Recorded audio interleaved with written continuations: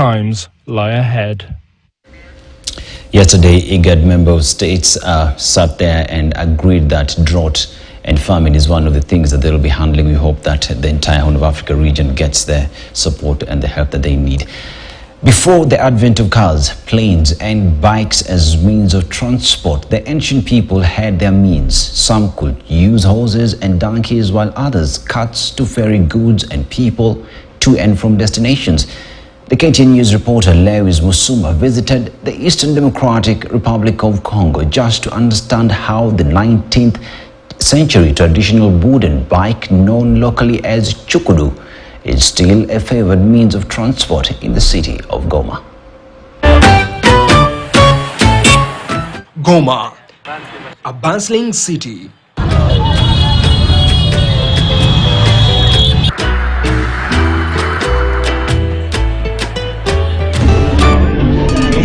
One of its nicknames is the city that never sleeps.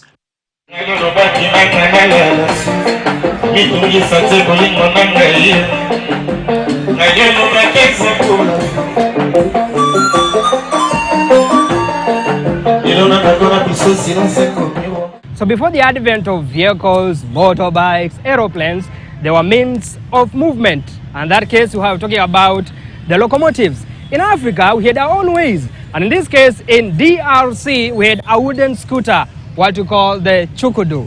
By history, it's believed that Chukudu was discovered by a Portuguese nationalist called Pedro. And what does Chukudu do? Is it in use until to date in this 21st century? Here is the story.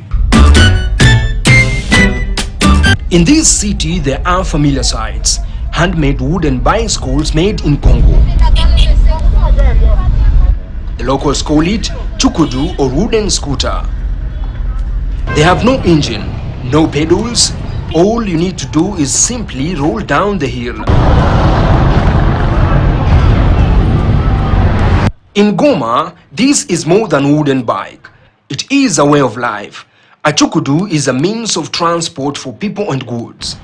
Adolphe Ismail did not have enough money to buy a bicycle, resorting to making his own scooter.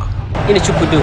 Sasa unainunua wapi kama mtu anataka ama ni kutengeneza mamiti, unauza na mapina ama misumari, unatengeneza direct. And now the scooter has changed his life. Every morning he heads to the market and starts delivering goods for people to various destinations. Saki mali ngapi?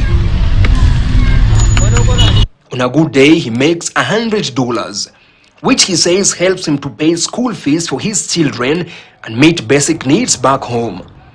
In other words, he is self-reliant. No one can ever believe such a wooden bike can be productive.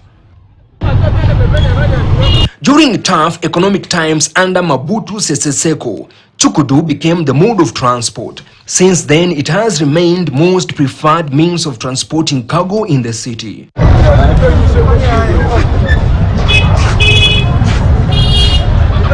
The Chukudu generally has an angular frame, two smaller wheels, often wood, sometimes wrapped with rubber, handlebars, and a pad for the operator to place their knee on while propelling the vehicle with their leg.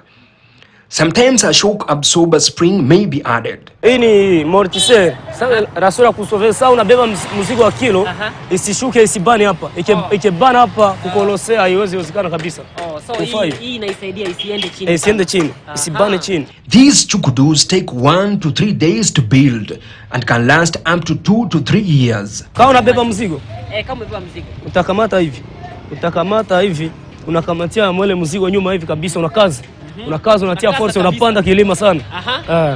Unasukuma unapanda, unavuka, unapanda hivi tena na nani? Unashika brake hivi pole pole. Unasimama. Ukifikisha mzigo unatia pose pale, unasimama unafungula una deplace tena unapanda unaenda.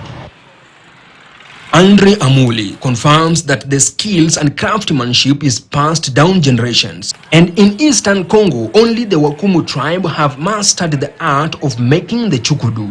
Wanatoka kabila ambao wanaita Wakumu. Wakumu akaju hivyo. Hii ngambo ya juu. So wanatoka Rwanda. Sio wengi wanasema Kinyarwanda. Lakini najua kama huko kwao kama mwanaume kama mimi mkabila au jamii au kama sina hiyo chukudu, hata msichana aweza kanipenda.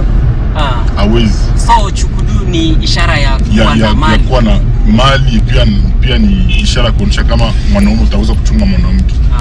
So kwa hata baba nauliza kama uko na hiyo chukudu. Ukienda kutafuta msichana unaulizwa kwanza kama chukudu kwao ni ishara ya kutafuta pesa, pia ni ishara ya kujua kuchunga mwanamke. One chukudu retails at $500. Na kinunua na franka hizo nani, kwa mwanzo ni $60, mwisho nakuwa $100. Ni dola 600, 700. My friend Ken Odhiambo and I hit the road to get to understand how important is chukudu in Goma's transport sector. Saizi unaenda kutoa mzigo wapi? Hapa Kibabi. Kibabi iko sehemu gani? Hapa juu. Kupanda hivi. Hapa juu. It not only transports people but staggering loads